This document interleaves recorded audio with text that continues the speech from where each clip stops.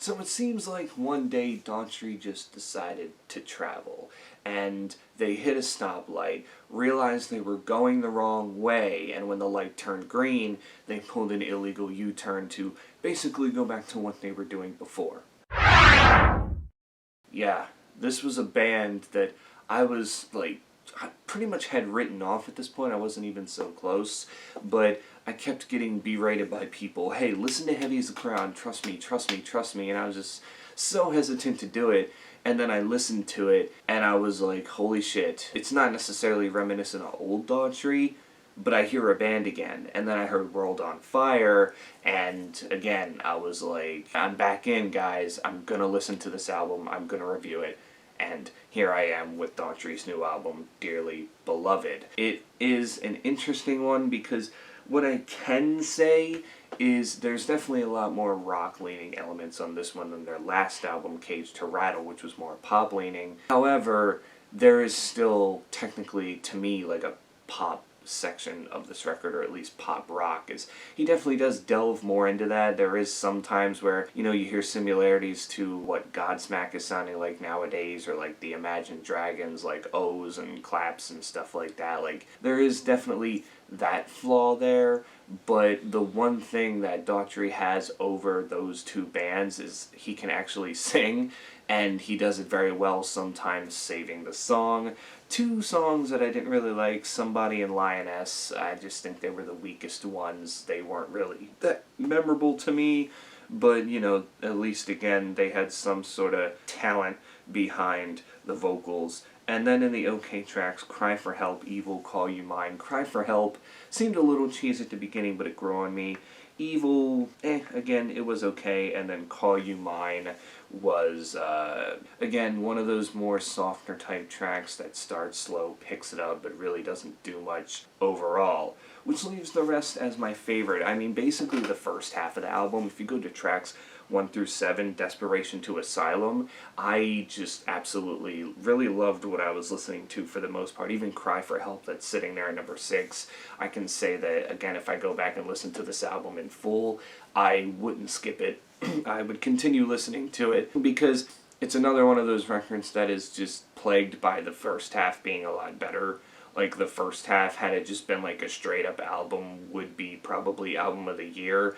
But then you get to the second half, and that's when it kind of all jumbles, because the first half to me is definitely the rock portion of the record. The second half, though, is when the pop elements from Cage to Rattle start to kind of pop in and ruin some songs that have potential but aren't necessarily bad per se. But yeah, I mean, Desperation is a great way to kick things off and then go right into World on Fire and Heavy as the Crown, the two songs I heard before this that reeled me back in.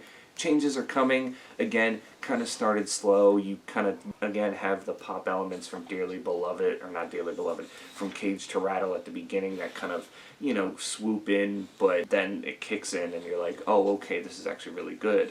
The title track, nicely done. Asylum, which, I mean, if they ever make a Batman movie and it's mainly focused on Arkham Asylum and the bad guys escape Arkham, they would be missing a great opportunity to use this song, considering the last line in the chorus is the lunatics have escaped the asylum. Like, it's just so perfect. It's like them not using kryptonite in a Superman movie yet. Like, how have they not done it?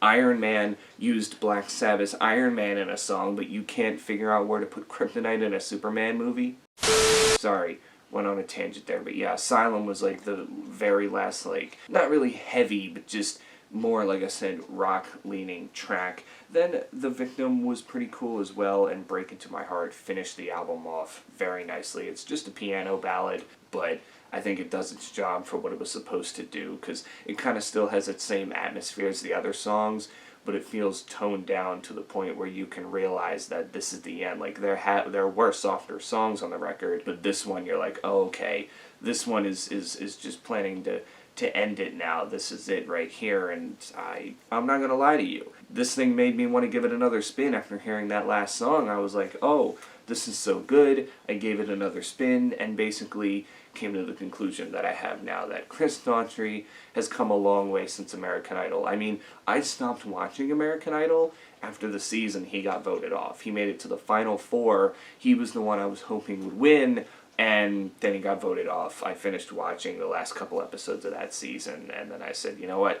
I'm not watching American Idol again. I don't care, because for the first time, they had someone who was like a true rock star, who was actually good, who can still pander to a mainstream audience, and yet it didn't work. And then his debut album came out a couple years later, and I absolutely loved that thing.